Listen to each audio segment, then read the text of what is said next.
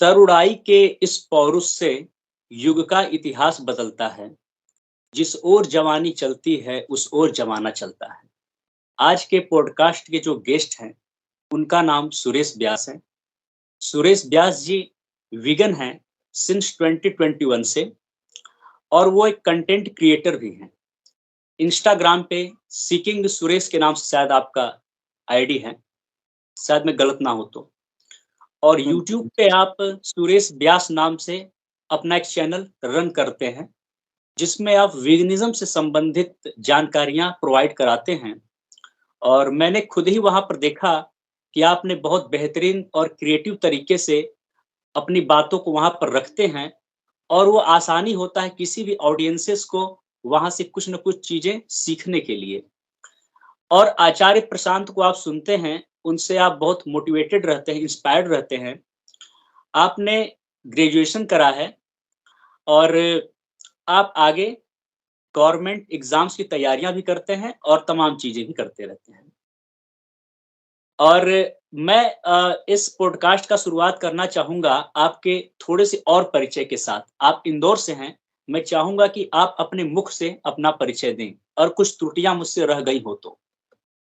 जी, बिल्कुल। आपने लगभग-लगभग सभी बातें बता दी है जो कहने लायक है। बस ये कि मैं सरकारी नौकरी वगैरह की तैयारी नहीं करता, क्योंकि अब आचार्य प्रशांत को सुनता है व्यक्ति तो वो इस दौड़ में नहीं भागेगा कि मैं सरकारी नौकरी ले लूँ, सिक्योरिटी प्राप्त कर लूँ, ये वो। तो काम तो फिलहाल जो मुझे सबसे सही लग रहा है, जो सबसे ज़रूरी है किया जाना, वही मैं कर रहा हूँ। आगे का इतना कुछ ख़ास सोचा नहीं है कि आगे क्या करना है।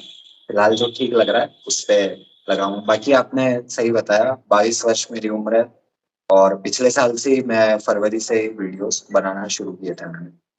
ओह! यानी आपने इसको पूरा कंप्लीट कर दिया, अपने इस इंट्रोडक्शन को। हम लोग पहला प्रश्न आपसे पूछना चाहेंगे सुरेश जी, कि आप वीगन कैसे बने? कौन-सा दिन था, कब बने और ये प्रेरणा आपको कब से मिली? क्या आप बचपन से शाकाहारी रहे हैं? हाँ, शाकाहारी तो बचपन से ही था। ब्राह्मण परिवार में जन्म हुआ है तो शाकाहारी तो था ही, लेकिन दूध का कंज़म्पशन मेरा चलता था। वैसे भी दूध का इतना नहीं था कि रोज़ पीता ही हूँ और करता ही हूँ। जो मिल जाता था घर में, खीर-पूड़ी बन गई और मिठाइयाँ वगैरह, वो सब बाहर के प्रोडक्ट्स लेता था, आइसक्रीम, बिस्किट्स वगैरह। और आचार्य प्रशांत को देख कर के ही मैं वीगन बना था। अभी एग्ज़ैक्टली मुझे बिल्कुल भी याद नहीं है कि कब हुआ ये, पर बस वो हो गया था। और फिर मैंने धीरे-धीरे प्रोडक्ट्स ये छोड़ दिए कि यार रहने देते हैं करके। और उसके बाद में फिर मैं उसके कुछ महीनों पहले दरअसल मेरे जीवन में एक कुत्ता आया था, शिरो नाम का। है अभी भी मेरे साथ में ही वो। अपना देसी डॉग है। और उसके बाद से ही मेरा जानवरों से थोड़ा लगाव बढ़ा और उसी के बाद मैं फिर स्वयं भी वीगन बना। शुरू में जब वो लाया था तब उसको भी मैंने वही चिकन वाली पेडिग्री वगैरह सब खिलाई, पर धीरे-धीरे फिर स्वयं भी समझा और उसका भी खाना रिप्लेस करा। अब ऐसे ही उसको एक दिन घुमा रहा था, तो मुझे गिरीश जी, जिनके साथ आपने पॉडकास्ट किया है, उनका लिखा हुआ साइन दिखा खंबे पर कि गूगल करें वीगन। तो मुझे लगा यार अच्छी बात है यार, वीगनिज़्म को लोग बाग प्रमोट कर रहे हैं।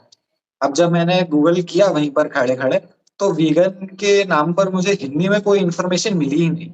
सब कुछ जो है अंग्रेज़ी में, जबकि वो खंबे पर हिंदी में लिखा हुआ था कि गूगल करें वीगन।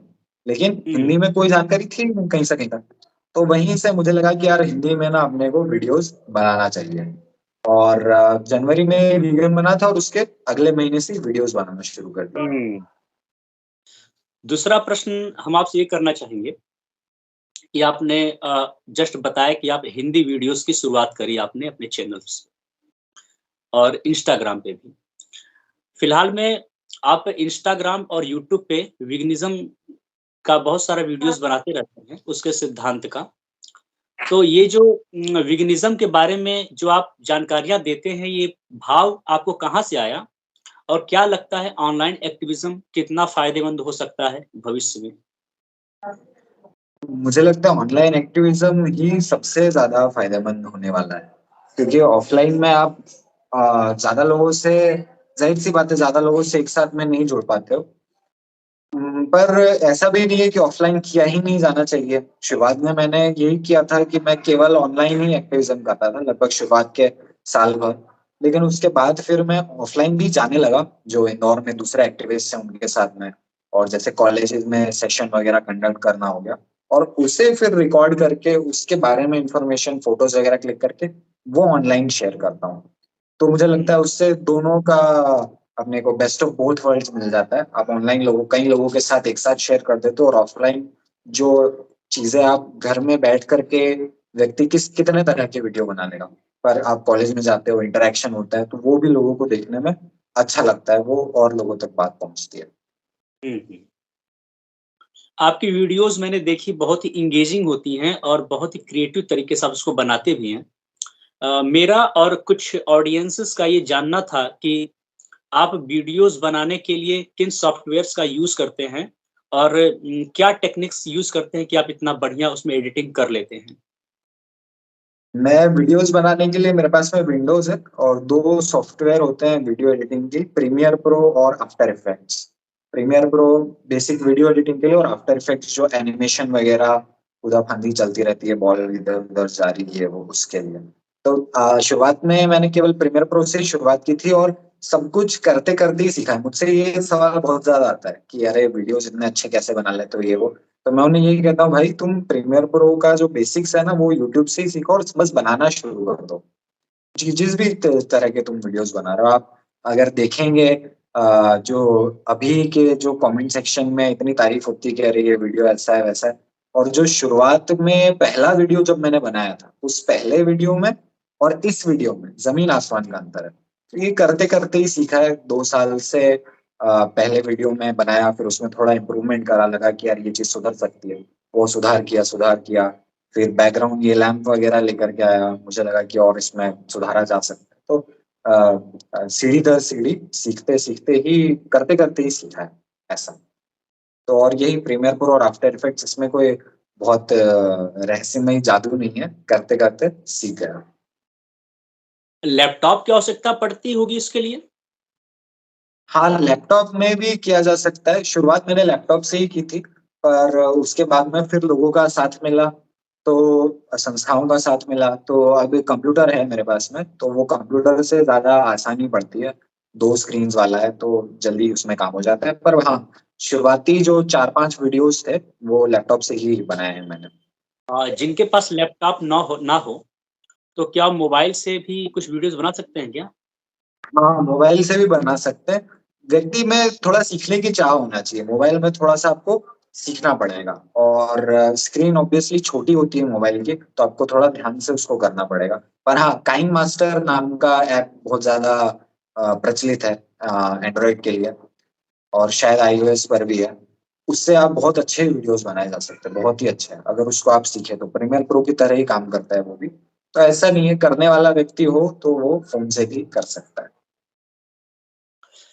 अब हम लोग एक प्रश्न के साथ आगे बढ़ेंगे कि जब भी हम लोग एक्टिविज़्म करते हैं, वीगन आउटरीच करते हैं और पशु उत्पीड़न की बातों को लोगों के सामने लाते हैं और बोलते हैं कि पशु उत्पीड़न हम तब तक खत्म नहीं कर सकते जब तक पशु पदार्थों का हम लोग त्याग ना करें। और जब ऐसा करते हैं तो कहीं न कहीं जो लोग बहुत ज़्यादा अभ्यस्त होते हैं पशु उत्पादों को ग्रहण करने का, सेवन करने के, तो उनको कहीं न कहीं उसकी तलब उठती है और उसकी आवश्यकता भी पड़ती है। तो ये कितना आवश्यक है कि हम एक्टिविज़्म करने के साथ-साथ हम जल्द से जल्द मार्केट में इन सब चीज़ों को लाना भी महत्वपूर्ण हो जाएगा हमारे लिए, इनके सब्स्टिट्यूट को लाना। तो क्या हम प्लांट बेस्ड और भी चीज़ों को ला सकते हैं क्या? वीगन प्रोडक्ट ला सकते हैं क्या? और ये कितना फ़ायदेमंद हो सकता है? हाँ, सब्स्टिट्यूट्स बहुत ज़्यादा महत्वपूर्ण है, कम से कम आज की स्थिति में तो। एक्चुअली इंसानों का ऐसा है कि अभी तो हम जानवरों का ही मांस खा रहे हैं, पर अगर हम कैनिबलिस्टिक होते हैं, अगर शुरुआत से बचपन से हमको ये सिखाया जाता है कि इंसानों का मर जाए तो मांस खाना ठीक है, तो हम उसको भी उतनी ही ताकत से डिफेंड कर रहे होते हैं, जितना आज जानवरों को खाने को डिफेंड कर रहे हैं। बिल्कुल, बिल्कुल, और अब आई एग्री। लोगों को अब आदत तो लगी गई है, तो उसको छुड़वाने के लिए, बदलवाने के लिए मॉक मीट्स का, और मॉक मीट से कहीं कहीं कहीं ज्यादा जरूरी है डेयरी के अल्टरनेटिव का। इस विषय में अभी कुछ ही हफ्तों पहले मुझे खबर मिली कि वन गुड नाम की जो कंपनी है, उसने 60 रुपए लीटर में खुला, जो हम बद्दी का दूध लेते हैं, जो दूध वाला हमारे घर पर आकर के दे करके जाता है रोज, उस प्रकार की एक सिस्टम शुरू करा है। और वो 60 रुपए लीटर में प्लांट बेस्ड मिल्क दे रहा है। फिलहाल बेंगलोर में वो शुरुआत हुई है, तो बहुत अच्छी पहल है वो। और इस तरह की चीजें जब आगे बढ़ेगी, तो शुरुआत में जो अर्ली ग्रैबर्स हैं, जो हम लोग हैं, जैसे हम किसी को समझाते हैं तो वो जो लोग समझ जाते हैं वो तो अडॉप्ट कर लेते हैं, पर जो नहीं समझे और जो टिके हुए हैं पीछे रहकर, जो कि भीड़ है, जो 5-10% समझ जाते हैं, बाकी तो भीड़ है। वो भीड़ ये अल्टरनेटिव्स आने के साथ में, मॉक मीट्स और सब्स्टिट्यूट्स वगैरह आने के साथ ही पलटेगी। जैसे जैसे हवा का रुख उस तरफ होता जाएगा, तो धीरे धीरे ये लोग उधर बदलते जाएंगे। इनको कन्विंस नहीं किया जा सकता, इनको बस हवा के साथ में ओवर पावर किया जा सकता है कि जैसे पहले सब दूध पी रहे थे, अब सब प्लांट मिल्क पीते, तो ये भी फिर प्लांट मिल्क में चले जाएंगे। तो हाँ, मुझे लगता है अल्टरनेटिव्स बहुत ज्यादा जरूरी है, और मुझे बहुत खुशी है ये जो वन गुड ने शुरुआत करी है उसके लिए। आजकल मीट के लिए भी सब्स्टिट्यूट आ रहे हैं, जैसे गुड डॉट प्रोडक्ट्स के आते हैं। हाँ, हाँ, मीट के भी बहुत अच्छे होते हैं। मैंने तो पर्सनली खाया नहीं है, शुरुआत से ही मीट नहीं खाया, तो कभी ट्राई भी नहीं किया। पर मैं हमेशा लोगों को रिकमेंड करता रहता हूँ। इस पर भी मैंने एक वीडियो बनाया था, शॉर्ट 2 मिनट का, कि बिरयानी हम लोगों को बहुत पसंद है। एक्चुअली भारत में बिरयानी सबसे ज्यादा खाई जाती है, सबसे ज्यादा खाई जाने वाली डिशेज में है। तो उस पर मैंने बनाया था कि बिरयानी हम बिना मुर्गों को मारे भी बना सकते हैं। गुड डॉट हो गया, इमेजिन मीट्स हो गया, इन सब की मदद से। हम्म। पर उसमें भी पर फिलहाल लोगों का पैसे का आ जाता है। तो यानी लोगों को ये भी नहीं है कि सिर्फ स्वाद ही चाहिए, लोगों को उतने ही रुपए में वैसा स्वाद चाहिए। जैसे जैसे वो हम पर एहसान कर रहे हो मुर्गे को ना मार करके प्लांट बेस्ड मीट खा करके। पर ठीक है, जैसा मैंने कहा, ये लोग भीड़ के साथ में ही बदलने वाले हैं। तो जरूरी है प्रोडक्ट्स का आना मार्केट में, और एक किफायती दाम पर आना। हम्म। अब हम लोग इस पॉडकास्ट का अंत करना चाहेंगे एक आपके बेहतरीन और स्ट्रॉन्ग संदेश के साथ। तो आप यहाँ पर जो ऑडियंसेस हमें सुन रही हैं, उनको क्या एक अच्छा संदेश देना चाहेंगे? सबसे पहले तो वीगन बनना तो जाहिर सी बात है कि आपको वीगन होना चाहिए। नहीं पता है आपको क्यों वीगन होना चाहिए, तो आप मेरे वीडियोस वगैरह देखें, उससे आपको पता चलेगा। और आज की तारीख में फिलहाल समय ऐसा है कि वीगन लोगों की संख्या बहुत कम है, इसलिए केवल वीगन बनने से काम बिल्कुल भी नहीं चलने वाला है। वीगन बनना तो एक बेयर मिनिमम है कि वो तो आपको होना ही चाहिए, पर केवल वीगन बनने से आज की तारीख में काम नहीं चलेगा।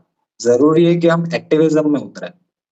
हर कोई, मैं समझता हूँ इस बात को कि हर कोई आकर के घंटों लगा करके वीडियो नहीं बना सकता। पर आपके जो लोकल ग्रुप्स हैं, इंस्टाग्राम पर वीगन इंडिया मूवमेंट है, उनको आप मैसेज करके, आपके जो, अगर आप जबलपुर में हैं, उत्तर प्रदेश में हैं, तो वहां पर जो लोकल एक्टिविस्ट ग्रुप्स हैं, आप उनसे जुड़ सकते हैं। आप उनके साथ में एक्टिविज्म करने जा सकते हैं। और अपने लेवल पर जितना हो सकता है आप सोशल मीडिया पर शेयर कर सकते हैं। तो ये किया जाना बहुत ही ज्यादा आवश्यक है। केवल वीगन बनने से आज की तारीख में काम नहीं चलेगा, एक्टिविस्ट बनना बहुत आवश्यक है। मेरा ख्याल हुँ। यही मैं संदेश देना चाहूंगा जितने भी लोग इस वीडियो को, पॉडकास्ट को देख रहे हैं। और अगर आप वीगन हैं तो आप एक्टिविस्ट जरूर बनिए, किसी भी तल पर सोशल मीडिया पर शेयर कीजिए जितना हो सके। लोकल अपने ग्रुप्स के साथ में जुड़िए, और अपने आसपास वालों को, जो भी आपसे मिल रहा है, सभी को बताइए, और पीछे मत हटिए बोलने से। होता क्या है कि ये जो मांस खाने वाला कोई व्यक्ति है या दूध पीने वाला कोई व्यक्ति, वो कोई नई डिश खा करके आता है, तो वो चारों तरफ उसका प्रचार प्रसार करता रहता है। जो अपने कोई वीगन दोस्त हुआ या वेजिटेरियन दोस्त हुआ, उसको भी वो मांस वाला करके बताता है, भाई खाया था ना, मजा आ गया, तू भी ट्राई करना एक बार, अरे मजा आ जाता है। पर जो हम लोग तथाकथित सत्य का साथ देने वाले हैं कि अरे नहीं हम नहीं खाते, हम तो कुछ नहीं करते, वो थोड़ा सा, मैंने देखा है, दुबक के बैठ जाते हैं कि अरे मैं अगर बोल दूंगा कि मैं वीगन हूँ और मैं तो ये कुछ भी नहीं खाता, तो लोग मुझे अजीब समझेंगे या गलत मेरी हंसी उड़ाएंगे, इस प्रकार की बातें। तो उस भावना को थोड़ा सा साइड में रख करके बहुत जरूरी है कि खुल करके इस बात का प्रचार किया जाए कि हम वीगन हैं, और हम वीगन क्यों हैं, ये लोग ज्यादा से ज्यादा बात लोगों को बताई जाए। यही मेरा संदेश है। ये हिम्मत की बात है। और हाँ, हिम्मत वीगन्स की। में, जब वीगन्स जब वीगन बनते हैं तो हिम्मत उनके अंदर आ ही जाती है, बस दूसरा कदम बढ़ाने की आवश्यकता होती है, फिर अभ्यास हो जाता है उस चीज़ का। बिल्कुल। आपने बहुत ही बेहतरीन संदेश दिया, क्योंकि जब हम वीगन बनते हैं तो कहीं न कहीं हम अप्रत्यक्ष रूप से इस धरती को बचा रहे होते हैं। बिल्कुल। हम घर बैठ कर के जानवरों को बचा लेते हैं, हम घर बैठ कर के ग्लोबल वार्मिंग को सही कर देते हैं, हम घर बैठ कर के धरती के विनाश को रोक सकते हैं, सिर्फ़ एनिमल प्रोडक्ट्स को छोड़ कर के। क्योंकि अगर हम थोड़ा-सा भी मांस खाते हैं तो उसके लिए जंगल का कुछ हिस्सा कट जाता है। वहाँ से हमारा जल का जो दोहन है वो खत्म हो जाता है और भी तमाम चीज़ें हैं जो खत्म हो जाती हैं। यहाँ तक कि अन्न जो बर्बाद होता है वो भी खत्म हो जाता है।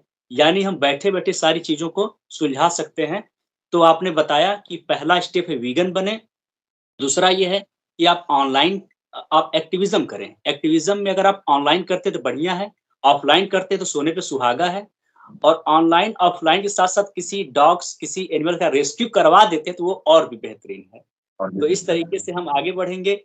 एक बहुत ही बेहतरीन संदेश आपने दिया और मुझे लगता है कि आपके इस इन बातों से लोगों को बहुत फ़ायदा हुआ होगा और लोग देखेंगे। और यहाँ पर मैं सुरेश व्यास जी का सारा जो सोशल मीडिया हैंडल्स होगा उसका लिंक मैं डिस्क्रिप्शन में दे दूँगा। सब लोग वहाँ पे जाकर के इनको फ़ॉलो करें। यूट्यूब, इंस्टाग्राम, फ़ेसबुक हर जगह पे। तो इस पॉडकास्ट का हम लोग यहाँ पे अंत करते हैं। मैं आपका पुनः स्वागत करूँगा अगली बार जब भी आवश्यकता पड़ेगी ऑडियंस को, तो सुरेश व्यास जी, आपको बिल्कुल। यहाँ पर आने की आवश्यकता पड़ेगी। बिल्कुल, धन्यवाद। बहुत-बहुत धन्यवाद आपका। आप बहुत ही अच्छा काम कर रहे हैं। ये देख कर के लोगों को बहुत अच्छा लगता है कि जो सारे वीगन एक्टिविस्ट हैं, वो आपस में जुड़े हुए हैं। जो आध्यात्मिक हैं, जो वीगन हैं, जो मिनिमलिस्ट हैं, एनवायरमेंटलिस्ट हैं, वो आपस में जुड़े हुए हैं और एक ही कम्युनिटी है। और आप उन सबको एक तार में पिरो करके सभी के विचार अपने जो चैनल पर डाल रहे हो, बहुत ही अच्छी बात है। तो आपको बहुत-बहुत धन्यवाद। Thank you so much.